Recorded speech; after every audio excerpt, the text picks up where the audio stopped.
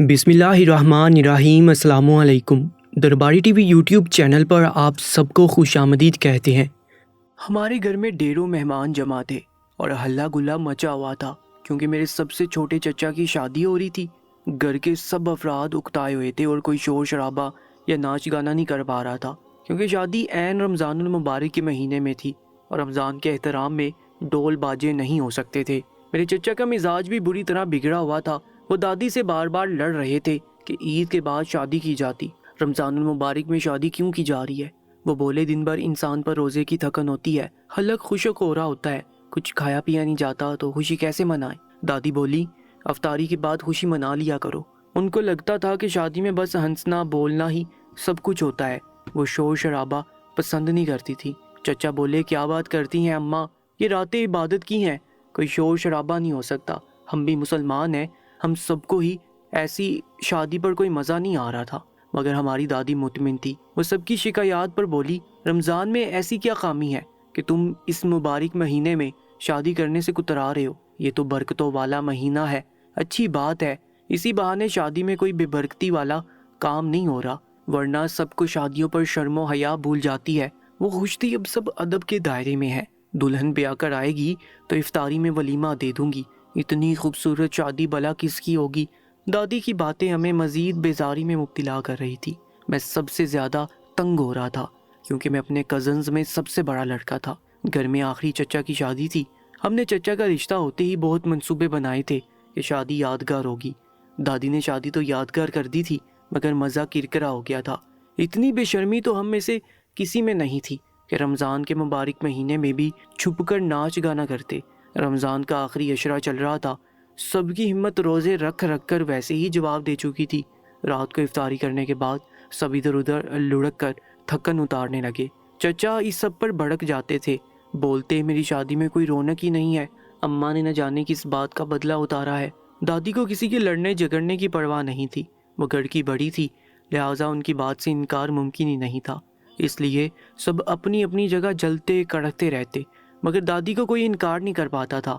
मैंने शोर किया तो दादी मेरे अब्बा से बोली इसकी शादी भी रमज़ान में ही करना। मैं चुप हो गया कि ऐसा ना हो अब्बा इसी बात पर मोहर लगा दे। दादी मुतमिन थी। शादी बहुत सादगी से हो रही थी मगर तैयारियों में दादी ने कोई अरमान नहीं छोड़ा था। हम सब की निस्बत वो इन दिनों बहुत खुश लगने लगी थी। हम नहीं जानते थे कि इस खुशी के अख्ताम से पहले हमें क्या सदमा मिलने वाला था, वरना दादी के साथ कुछ वक्त अच्छा गुजार लेते। मेरी चाची जिस रोज़ रुखसत होकर आई उसी रात हमारे इस बड़ी सी हवेली नुमा घर में क़यामत सी बर्पा होगी, क्योंकि मेरी दादी उसी रात खामोशी से अल्लाह को प्यारी होगी थी। हमें उस रोज़ दादी की जल्दबाजी की मसलहत समझ आई थी। शायद दादी को भी अंदाज़ा हो गया था कि उनकी जल्द वफ़ात होने वाली है। उन्होंने अपनी ज़िंदगी में ही छोटे चचा की जिम्मेदारी पूरी कर ली थी। चचा बुरी तरह रो रहे थे, दादी से बार बार मुआफ़ियाँ मांग रहे थे। पिछले दिनों वो दादी से बहुत नाराज़ रहे थे और लड़ते रहते थे कि दादी जानबूझकर उनकी शादी खराब कर रही हैं। अब अपने अल्फाज पर नादिम हो रहे थे। हम सबको भी शर्मिंदगी हो रही थी, मगर दादी के चेहरे की वो पुरसकून मुस्कुराहट हमें जब भी याद आती तो हम खुश हो जाते थे कि दादी ज़िंदगी के आखिरी सफ़र पर रवाना होते हुए खुश थी। उनकी कोई हसरत बाकी नहीं रही थी। दादी की वफ़ात ने घर में अजीब अफसुर्दगी का माहौल पैदा कर दिया था। मेरी चाची भी दुल्हन बनकर आई थी, मगर अब सादा लिबास पहनकर चुप चुप सी बैठी हुई थी। गम और सदमे की वजह से किसी को मौका ही नहीं मिल रहा था कि चाची को वक्त देते। दादी की मौत का सबसे ज़्यादा सदमा हमारे छोटे चाचू को ही हुआ था। वो अपनी माँ के बहुत करीब थे। दादी से उनका बहुत दोस्ताना ताल्लुक़ था। दादी की वफ़ात ने उनकी सारी खुशी ज़ाया कर दी थी। अब्बा ने मौके की मुनासबत से चचा का वलीमा तीसरी ईद पर तय कर दिया। कुछ दिन मुसलसल सोग में गुजरे तो ईद से एक रोज़ पहले मेरे अब्बा जी ने सबको इकट्ठा किया और सबको सख्ती से हिदायत दी कि ईद पर कोई रोना धोना नहीं करेगा, वरना अम्मा की रूह को तकलीफ़ होगी। अब घर के बड़े मेरे अब्बा जी ही थे, सब फैसले उनको ही करना थे। उनकी बात को वैसी ही अहमियत दी जाती थी। हमारा एक छोटे से देही इलाके में हवेली नुमा घर था। सब चचा एक साथ रहते थे। उस इलाके में अब्बा को बहुत इज्जत दी जाती थी और उनके फैसलों को माना जाता था। कभी किसी को मसला होता तो अब्बा के पास आते थे। घर की सरबराह पहले तो दादी होती थी, मगर दादी की वफ़ात के बाद अब घर के सरबराह भी अब्बा ही थे। اس لیے ابا کے احترام میں ہم سب نے سر جھکا دیا۔ ابا نے سب کو سمجھایا کہ اللہ نے موت پر 3 دن سوگ کے مقرر کیے ہیں، 3 دن سے زیادہ کوئی سوگ نہ کرے۔ یہاں تو ہفتہ بھر ہو چکا ہے، پورا گھر رو رہا ہے۔ ابا ہمیں سمجھا رہے تھے، بولے اب عید پر کوئی سوگ نہیں منائے گا، جس کو بھی اماں کی یاد ستائے وہ قرآن پڑھ کر اماں کو بخش دے۔ ہم چپ ہو گئے۔ دادی کو اتنی جلدی بلانا آسان تو نہیں تھا، مگر ہم سب ابا کی بات پر عمل کرنے کا سوچنے لگے۔ ابھی ہم وہیں بیٹھے تھے کہ چچی نے جھجک کر ابا سے چاند رات میں اپنے میکے جانے کی اجازت مانگی۔ چچا خاموش بیٹھے رہے۔ چاچی کا قصور بھی نہیں تھا، وہ بیچاری جب سے بیاہ کر آئی تھی رونا دھونا ہی دیکھ رہی تھی۔ ان کی کوئی رسم نہیں کی گئی تھی، نہ ہی کسی نے ان کو وقت دیا۔ چچا بھی اپنی دلہن کو بلائے روزانہ دادی کی قبر پر پہنچ جاتے تھے۔ چچی یہ سب دیکھنے کے بعد اپنی عید اپنے گھر والوں کے ساتھ کرنا چاہتی تھی۔ ابا نے چچا سے کہہ دیا کہ تم بھی اب غم سے نکل کر بیوی کو توجہ دو، فی الحال اپنی بیوی کو میکے بھیج دو، یہی مناسب ہے، عید کے روز واپس آ جائے گی۔ چاچو نے کوئی اعتراض نہیں کیا، بولے ٹھیک ہے میں لے جاتا ہوں۔ چاچو اپنی بیوی کو چاند رات پر ان کے میکے لے گئے۔ میری چچی خوش ہو گئی تھی۔ چاچو بیوی کو وہیں چھوڑ آئے۔ اگلے روز عید تھی، چاچو بہت مصروف ہو گئے۔ ہماری دادی کے لیے خاندان کے لوگ آنے لگے تھے، کیونکہ ان کی پہلی عید تھی۔ مصروفیت اور ملنے ملانے میں عید کا دن ڈل گیا، مگر چاچو اپنے سسرال جانے کا وقت نہیں نکال پا رہے تھے۔ ابا نے مجھ سے کہا کہ جا کر اپنی چچی کو لے آؤ، وہ بیچاری انتظار کر رہی ہوگی۔ یہاں بھی سب مہمان نئی دلہن کا پوچھتے ہیں۔ چچی کا گھر بہت دور تھا، میں اکتا گیا۔ میں بھی دن بھر کا تھکا ہوا تھا، مگر چاچو نے مجھ سے منت کی تو میں نے کہا ٹھیک ہے میں چلا جاتا ہوں۔ میں تو فارغ ہی تھا۔ اس بار عید تو ویسے بھی بہت اداسی گزر رہی تھی۔ دادی کی موت نے عید کا جوش اور خوشی چھین کر ختم کر دی تھی۔ میں نے سوچا اس بہانے تھوڑا گھوم آؤں گا تو شاید میرا مزاج اچھا ہو جائے گا۔ چاچو نے مجھے بھیجتے ہوئے بار بار ہدایت دی، خیال رکھنا اور اندھیرا ہونے سے پہلے پہلے لوٹ آنے کی کوشش کرنا، کیونکہ ان دنوں علاقے کے ایک ویران جنگل نما ایریے میں ڈکیتی کے بہت حادثات ہو رہے تھے۔ میں نے چاچو کو اطمینان دلایا کہ میں چاچی کو لیتے ہی نکل آؤں گا، مگر وہاں پہنچا تو چچی کے گھر والوں نے آؤ بخت کی اور مجھے کھائے پیے بنا جانے نہیں دیا۔ مجھے مجبوراً بیٹھنا پڑا۔ چچی بھی مسکراتے ہوئے میرے پاس بیٹھ گئی۔ چچی بہت پیاری اور پرکشش لڑکی تھی، اور اس روز تو خصوصی تیاری میں بہت اچھی لگ رہی تھی۔ خوبصورت شوہ رنگ کا لباس پہنے، مدم سے مسکراہٹ لبوں پر سجائے چچی نہایت حسین لگ رہی تھی۔ سچ تو یہ تھا کہ شادی کے بعد میں پہلی بار چچی کو ٹھیک سے دیکھ رہا تھا۔ مجھے اپنی چچی بہت اچھی لگی تھی، وہ بہت معصوم اور پیاری سی لڑکی تھی۔ میرا دل مطمئن ہو گیا، میرے چچا کے ساتھ ایسی لڑکی ہی سجتی تھی۔ شام ہونے لگی تو میں جلدی سے اٹھ کھڑا ہوا۔ میں نے کہا گھر والوں نے جلدی آنے کا کہا تھا، اس لیے ہمیں اب نکلنا چاہیے۔ چچی بھی چادر اوڑھ کر آ گئی۔ میں موٹر سائیکل پر چچی کو لے کر روانہ ہوا۔ راستے میں چاچی مجھ سے باتیں کرتی رہی اور مجھ سے پوچھنے لگی کہ تمہارے چاچو کا مزاج اب کیسا تھا۔ پہلے تو وہ بہت دکھی اور پریشان لگتے تھے، مجھ سے بات بھی نہیں کرتے تھے۔ میں شرمندہ ہو گیا۔ چاچو نے اپنے غم میں بیوی کو خود سے مایوس کر دیا تھا، مگر مجھے یقین تھا چاچو جیسا مخلص اور محبت کرنے والا مرد چاچی کے دل میں جلد جگہ بنا لے گا۔ میں نے کہا کہ چاچی اب تو چاچو بالکل ٹھیک ہے، پہلے وہ بہت دکھی تھے کیونکہ دادی کی اچانک موت پر انہیں جھٹکا لگا تھا۔ میں چاچی کو دادی اور چاچو کی دوستی کے بارے میں بتانے لگا کہ کیسے چاچو سارا دن دادی کے ساتھ لگے رہتے تھے، کبھی مذاق کرتے تھے، کبھی لڑ پڑتے تھے۔ چاچی اداسی سے سن رہی تھی مگر افسردگی سے بولی تمہاری دادی مرحومہ کو اللہ جنت میں جگہ دے۔ ہمارے گھر جب رشتہ مانگنے آئی تھی تو تب ہمیں بتاتی تھی کہ کیسر میرا لاڈلا بیٹا ہے، اس لیے میں اس کی جلد خوشی دیکھنے کے لیے وہ بے چین تھی۔ ہم دونوں باتیں کرتے ہوئے آگے بڑھ رہے تھے۔ شام کے سائے بلند ہو چکے تھے۔ مجھے کوئی فکر نہیں ہوئی کہ میں ویران علاقے میں موجود ہوں اور ارد گرد زیادہ لوگ بھی نہیں تھے۔ مجھے چاہیے تھا کہ میں رفتار بڑھا کر جلد گھر پہنچتا، مگر میں تو چاچی سے باتیں کرنے میں مصروف تھا۔ چاچی مجھے بتانے لگی کہ میں شہر سے پڑھ رہی ہوں، مگر میری ابھی تعلیم مکمل نہیں ہوئی تھی۔ میرے گھر والے تو چاہتے تھے پڑھائی پوری ہونے کے بعد شادی کی جاتی۔ میں بھی ابھی شادی کے لیے تیار نہ تھی، مگر تمہاری دادی کے اصرار پر یہ شادی جلدی طے پائی تھی۔ اچھا ہوا کہ ہم لوگوں نے ضد نہیں کی، ورنہ تمہاری دادی کی حسرت رہ جاتی، ان کی خواہش ادھوری رہتی تو سب کو ساری زندگی پچھتاوا رہتا۔ میں نے چاچی سے کہا ہمیں بھی خوشی ہے کہ دادی نے چاچو کی خوشی دیکھ لی، ورنہ چاچو بھی عید کے بعد شادی کرنے کی ضد کر رہے تھے۔ چاچی کو شاید اپنی پڑھائی ادھوری رہ جانے کا صدمہ تھا۔ میں نے ان کو اطمینان دلایا کہ پڑھائی پوری کرنے میں کوئی مسئلہ ہی نہیں ہے۔ میری پھوپھیاں بھی شہر سے پڑھتی رہی ہیں، میرے ابا بھی گھر کے بڑے تھے اور وہ پڑھائی کرنے سے کبھی نہیں روکتے تھے۔ چاچو کو بھی تعلیم حاصل کرنا برا نہیں لگتا۔ चाची ये सुनकर खुश हो गई। बातें करते हुए हम उस वीरान जंगल के करीब पहुंच गए थे जहां पर डकैती के हादसात होने लगे थे। मैंने तवज्जो नहीं दी, मैं तो चाची से बात करके खुश हो रहा था। चाची बहुत प्यारा बोलती थी। इस सफ़र के दौरान ही मैं अपनी चाची का दीवाना हो गया था।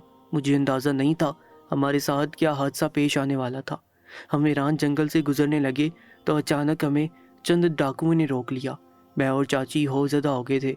मैं भी कोई बहुत बहादुर या ताकतवर लड़का नहीं था।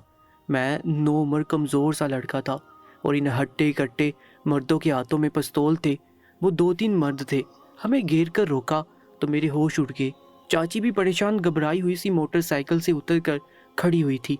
उन मर्दों ने हमसे मोबाइल और रकम मांगी। हम डरे हुए थे, बहस नहीं की और जल्दी से अपने अपने मोबाइल उन डाकुओं को पकड़ा दिए। चाची के छोटे से बैग में कुछ रकम भी थी, उन मर्दों ने वो भी छीन ली। मुझसे बाइक की चाबी मांगी तो मैं गिड़गिड़ाने लगा। उनसे कहा मोटरसाइकिल नहीं छीनो, हम लोग घर कैसे जाएंगे। खौफ से हमारी हालत ख़राब हो रही थी। उन मर्दों ने मुझे डांटा तो चाची ने सहम कर मुझे बाइक की चाबी देने का कहा। वो बस उन डाकुओं से जान छुड़वाना चाहती थी। मैंने कुछ रोज़ पहले ही बाइक खरीदी थी, इसलिए बाइक देने से कुतरा रहा था। हालांकि अब हमारे घर का फासला इतना ज़्यादा नहीं रहा था कि पैदल ना जा सकते। वो डाकू गुस्सा होकर मुझे मारने लगे। चाची घबराकर चीखने लगी। उस जगह हमारे अलावा कोई जी नफ्स मौजूद ना था कि हमारी मदद की जाती।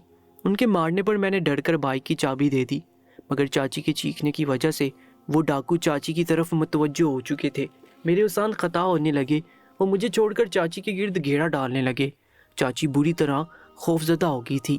मैं हास बाख्ता सा उन डाकुओं से बोला कि बाइक ले लो, बाकी सब भी ले चुके हो, अब हमें छोड़ दो, मेरी चाची को कुछ मत कहो। मैं उनके रास्ते में आने लगा, मगर वो मुझे धक्का देकर मुझे ज़मीन पर गिरा चुके थे। उनकी आंखों में शैतानी चमक थी। वो चाची की चादर छीनने लगे। मैं घबरा गया। मेरा खौफ सच साबित हुआ था। चाची का मन मोहना रूप और शोख लिबास में नाजुक सा सरापा डाकुओं को मुतवज्जो कर चुका था। वो एक दूसरे को मानीखेज नज़रों से देखने लगे। मैंने उनको वास्ते दिए, हमें जाने दो, वो सब कुछ छीन ही चुके थे। मैं बाइक न देने पर पिछताने लगा। अगर मैं बहस ना करता तो शायद वो लोग अब तक जा चुके होते। मैं नासमझ लड़का था। उन असलहा बरदार डाकुओं से बहस करके वक्त ज़ाया कर चुका था। वो डाकू बगैर चादर के सहम कर खड़ी चाची को घूर कर देख रहे थे। चाची उस रोज़ बहुत प्यारी भी लग रही थी। मैं परेशान हो गया। मुझे उन मर्दों के इशारे समझ आ रहे थे। वो चाची को अपना शिकार बनाना चाहते थे। मैं हिम्मत करके उनके सामने आया, उनसे बहुत इल्तिजा की कि हमें जाने दे, मगर वो चाची को घसीटते हुए घने दरख्तों के पास ले जाने लगे। खौफ से मेरा सर चकरा रहा था। चाची बुरी तरह चीखने लगी और मुझे मदद के लिए पुकारने लगी। मैं कमज़ोर सा लड़का था, पहले ही मार खा चुका था। इतनी ताकत नहीं थी कि अकेला उन मर्दों से लड़ सकता। फिर भी मैंने उन डाकुओं को रोकने की नाकाम कोशिश की थी, मगर मैं जब उनके सामने आता वो मुझे घुंसे मारकर ज़मीन पर धक्का दे देते थे। उन लोगों ने मेरे सामने ही चाची की चादर वहीं ज़मीन पर फेंक दी थी और चाची को अपने कब्जे में ले लिया था। मैं बहुत बेबस हो रहा था। हमसे मोबाइल वो लोग पहले ही छीन चुके थे। मैं घर फ़ोन नहीं कर सकता था। मुझे अचानक अब्बा का ख्याल आया। मैं चीख चीख कर उन्हें अपने अब्बा का नाम बताने लगा कि मैं उनका बेटा हूँ। मेरी चाची को हाथ मत लगाना, वरना तुम्हारे साथ अच्छा नहीं होगा। अब्बा को इलाके में सब लोग जानते थे, लेकिन वो डाकू अब कुछ सुनने को तैयार न थे। वो तो इतनी खूबसूरत लड़की को देख चुके थे, उन पर हवस सवार थी। उनके दिमाग बंद हो गए थे। वो मेरी कोई बात सुनने को तैयार नहीं थे। उस वीरान जगह पर मेरी चाची की दर्दनाक चीखें गूंज रही थी। मेरे कान सुन पड़ रहे थे। वो मेरी जिंदगी का सबसे अजियतनाक लम्हा था। चाची की चीखती फरियादों पर मेरा दिल कांप गया था, मगर उन जालिमों ने कोई परवाह नहीं की थी। वो अनपढ़ जाहिल मर्द थे, आते जाते लोगों का सामान लूटते थे। आज मौका मिल रहा था, वो मेरी चाची की इज्जत तार तार करने लगे। मैं एक तरफ बैठकर बेबसी से रोने लगा। चाची की अजियत का सोच सोच कर मेरा दिमाग बंद हो रहा था। मुझे यही एहसास चैन नहीं लेने दे रहा था कि मैंने चाचू की अमानत का ख्याल नहीं रखा था। चाचू ने मुझे बार बार हिदायत की थी कि ख्याल रखना और शाम होने से पहले लौट आना। मैं लापरवाही से बैठा रहा था। अब शाम ढल रही थी। उस वक्त तो वैसे भी गांव में लोग घरों में बंद हो जाते थे। उन डाकुओं ने मेरी चाची को इस्तेमाल करके एक तरफ फेंक दिया और खुद वहां से चले गए। मेरे अंदर इतनी हिम्मत भी ना थी कि मैं चाची की तरफ नजर उठाकर देख लेता। न जाने वो जिंदा भी थी या नहीं, मैं कुछ नहीं जानता था। मैं वहां से खुद को संभाल कर उठा और पागलों की तरह अपने घर की तरफ भाग पड़ा। घर के सामने ही मुझे मेरे अब्बा मिल गए। अब्बा मुझे इतना बदहाल देखकर ठिठक गए थे। हैरत से पूछने लगे कि तुम्हारी चाची कहाँ है और तुम इतने घबराए हुए क्यों हो। मैं रोने लगा और अब्बा को बताने लगा कि मैं डाकुओं ने घेर लिया था, चाची को उन लोगों ने मार दिया। मैं खौफ के मारे रोता जा रहा था। मेरे अब्बा घबरा गए, मुझे डांटने लगे, अपनी चाची को वहीं अकेला छोड़कर भाग आए। मुझे भी तब होश आया था। मैं बेख्याली और खौफ में चाची को वहीं छोड़ आया था। मेरे अब्बा उसी वक्त मुझे लेकर उस जगह पर पहुंचे। चाची नीम मुर्दा हालत में वहां पड़ी सिसक रही थी। मेरी जान में जान आई कि चाची अभी जिंदा थी। मेरे अब्बा ने चाची को संभाला और करीब के क्लिनिक ले गए क्योंकि चाची की सांसें उखड़ रही थी। मैं खौफ से कांप रहा था। चाची के साथ जो जुल्म हुआ था मैं उसका गवाह था। मेरी हालत नहीं संभल रही थी। क्लिनिक में अब्बा की जान पहचान का एक डॉक्टर बैठा हुआ था। उसने अब्बा की हिदायत पर राजदारी से चाची का इलाज किया। इस दौरान अब्बा ने मुझे मोबाइल दिया और कहा, अपने चाचू को कह दो आज तुम अपनी चची को नहीं ला सकते। मैंने अब्बा के समझाने पर चाचू को फ़ोन करके कह दिया कि मैं चाची के घर लेट पहुंचा, इसलिए चाची को घर नहीं ला रहा क्योंकि रात हो गई है। चाचू फिक्रमंदी से पूछने लगे, तुम्हारा मोबाइल क्यों बंद है? मैं कब से फ़ोन कर रहा हूँ। मैंने कहा मैं दोस्तों के साथ था, मोबाइल डाकुओं ने छीन लिए, अब अब्बा के साथ हूँ, कुछ देर तक घर आ जाएंगे। चाचू अब्बा का सुनकर मुतमिन हो गए, बोले खैर है, मैं तुम्हारी चाची को कल खुद ले आऊँगा। मैंने कहा ठीक है। पता नहीं अब्बा क्या करने का सोच रहे थे। चाची को होश आया तो वो गम से रोने लगी। अब्बा डॉक्टर से बात कर रहे थे। मैं सहमा हुआ सा क्लिनिक के बाहर बैठा था। अब्बा ने जाने चाची से क्या कहा कि जब वो कमरे से निकली तो खुद को काफ़ी हद तक संभाला हुआ था और चुप चुप सी थी, मगर उनके चेहरे पर जो खौफ के तासुरात थे वो छुपाने में नाकाम हो रही थी। चाची खुद को चादर में छुपाकर वो सर झुकाकर खड़ी हुई थी। अब्बा ने चाची से कहा कि अभी तुम वापस मेके जाओ, कल कैसर खुद ले आएगा। आज जो हादसा हुआ उसके बारे में कैसर या घर वालों को बिल्कुल मत बताना। यही हिदायत अब्बा ने मुझे भी की थी। मैं सर हिला गया। मैं बार बार परेशानी से चाची को देख रहा था। वो ठीक नहीं लग रही थी, बहुत मुश्किल से खड़ी थी। अब्बा हम दोनों को लेकर क्लिनिक से निकले और चाची को गाड़ी में उनके मेके छोड़ दिया। चाची के मेके वालों को भी यही कह दिया कि देर हो जाने पर डाकुओं ने लूट लिया था। चाची घबरा गई तो उनको वापस ले आए। वो सब परेशान होने लगे। हम अपने घर लौट आए थे। घर वाले हमारी देर से आने की वजह पूछ रहे थे। सब हैरान होने लगे कि मैं चाची को लेने गया था तो साथ क्यों नहीं लाया। मैं उस वक्त शदीद ज़हनी दबाव का शिकार था। शुक्र था कि चाचू उस वक्त घर पर ना थे, वरना शायद मैं उनसे कुछ छुपा ना पाता। अब्बा ने ये कहकर मामला रफा दफा किया कि मैं दोस्तों में बैठ गया। देर होने की वजह से चाची को नहीं लाया। मैं अपने कमरे में बंद हो गया। वो दिन मेरे असाब पर बहुत भारी बोझ की तरह साबित हुआ था। मैं पूरी रात कमरे में गुमसुम पड़ा रहा, मगर मुझे नींद नहीं आ रही थी। मुझे बार बार चाची का ख्याल आ रहा था। अगले रोज़ सुबह वक्त से चाचू अपने ससुराल चले गए। मैं अब्बा के पास मर्दाने में पहुंचा तो मुझे ये देखकर झटका लगा कि एक रोज़ पहले जो डाकू हमें लूटने आए थे और चाची पर जुल्म करके गए थे, वही मर्द अब्बा के सामने अब सर झुकाकर बैठे माफिया मांग रहे थे। कहने लगे, हमें बिल्कुल अंदाज़ा नहीं था वो आपके घर की औरत है, हम गलत कर बैठे, बस हमें माफ़ कर दे। मैं वहीं खड़ा था, दिल चाहा आगे बढ़कर अब्बा को बताऊं कि मैंने इनको सब बताया था। तब उन्होंने मेरी बात नहीं सुनी। मैं जानना चाहता था कि अब न जाने अब्बा उनको क्या सज़ा देने वाले थे, मगर उसी वक्त अब्बा की नज़र मुझ पर पड़ी तो वो चौंक गए और सख्ती से बोले कि यहाँ से जाओ। वहाँ से चला गया, मगर मेरे दिमाग से वो बातें नहीं गई थी। न जाने अब्बा ने कहा क्या होगा। अगर मेरा बस चलता तो मैं उन जालिमों की जान ले लेता। उनका गुनाह माफ़ी के काबिल नहीं था। मैं घबरा रहा था। चाचू को इस हादसे की खबर हुई तो वो क्या करेंगे, मगर जब चाचू और चाची घर लौटे तो सब ठीक था। चाची चुप चुप थी, मगर चाचू मुतमिन लग रहे थे। मुझे चाचू के पुरसुकून चेहरे को देखकर अंदाज़ा हो गया था कि चाची ने वो हादसा छुपा लिया था। सब घर वाले चाची के साथ बैठे रहे। मैं चाची से झिझक कर मिला तो वो उदासी से मुस्कुराकर सर हिला गई। मुझे बहुत दुख हुआ। एक रोज़ पहले कितनी खुश लग रही थी, मगर अब मुरझा गई थी। चाची जल्दी अपने कमरे में चली गई थी। चाचू भी हंसते मुस्कुराते कमरे में गए तो मेरे दिमाग में ख्याल आने लगा कि चाचू अब बीवी को वक्त देना चाहते होंगे। पहले दादी के गम में चाचू ने अपनी बीवी को गौर से देखा ही नहीं था, वरना इतनी खूबसूरत बीवी चाची को अच्छी न लगती, मुमकिन ही नहीं था। मगर अगली सुबह मैंने चाचू को देखा तो वो उलझे हुए और संजीदा थे। मेरे चाचू के साथ दोस्ती थी। मैंने बहाने से पूछा, चाचू क्या हुआ, आप खुश नहीं लग रहे। बोले, तुम्हारी चाची बहुत अजीब है, शायद वो मुझसे नाराज़ है क्योंकि मैं उसे पहले वक्त नहीं दे सका था। परेशान था तो तुम्हारी चाची से बात तक नहीं कर सका, मगर रात को मैंने बात करने की कोशिश की तो वो घबराने लगी और थकन का कह के सो गई। बोले, वो लड़की बज़ाहिर तो बहुत खुश लगती है, लेकिन शायद वो इस रिश्ते पर राजी नहीं है। मैं घबरा गया। मैं जानता था चाची किस ज़हनी कैफियत का शिकार थी, मगर मैं चाचू से कुछ नहीं कह सकता था। मैं सारा दिन सोचता रहा चाचू और चाची के दरमियान کب سب ٹھیک ہوگا۔ شام کے قریب میں نے چاچی کو چھپ کر مردانے میں جاتے دیکھا تو میں ٹھٹک گیا۔ میں چاچی کے پیچھے جانے لگا مگر میری ماں نے مجھے پکار لیا۔ میں ماں کی بات سن کر جب فارغ ہوا تو مردانے کی طرف بڑھا مگر اسی وقت چاچی وہاں سے نکل رہی تھی۔ میں چونک گیا۔ چاچی رو رہی تھی۔ وہ تیزی سے قدم بڑھاتی اپنے کمرے میں چلی گئی اور دروازہ بند کر لیا۔ میں الجھ کر رہ گیا۔ نہ جانے چاچی مردانے میں ابا سے ملنے کیوں گئی تھی، ان کے درمیان کیا بات ہوئی تھی، میں کچھ سمجھ نہیں پا رہا تھا۔ چاچو بھی الجھے ہوئے سے رہتے تھے کیونکہ چاچی ان کو اب وقت نہیں دیتی تھی۔ نہ جانے گھر میں کیا چل رہا تھا۔ میں اکثر چاچی کو ابا کے پاس مردانے میں جاتا دیکھتا تھا۔ ایک روز موقع ملا تو چاچی کے کمرے میں پہنچ گیا۔ چاچی حیران ہوئی۔ میں نے کہا چاچی آپ کے ساتھ جو حادثہ ہوا ہے اس کا قصوروار میں ہوں، میں معافی مانگنا چاہتا ہوں مگر اب آپ جو میرے چاچو کے ساتھ کر رہی ہیں وہ سب اچھا نہیں ہے۔ چاچی انجان بن کر بولی تم کیا بات کر رہے ہو؟ میں نے کیا کہا؟ مجھے غصہ آنے لگا۔ نہ جانے چاچی ابا کے پاس جا کر کیا مشورے کرتی تھی۔ چاچو مایوس رہنے لگے تھے۔ میں نے کہا آپ چاچو کو وقت نہیں دیتی۔ میں نے چاچی کو سب بتا دیا۔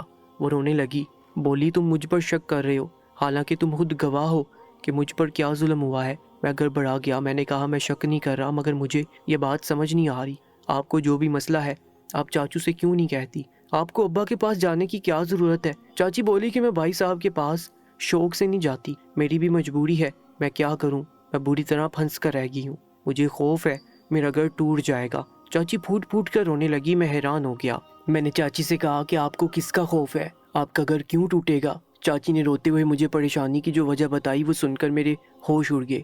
چاچی نے بتایا کہ دادی کے غم میں چاچو نے چاچی کو بالکل وقت نہیں دیا تھا۔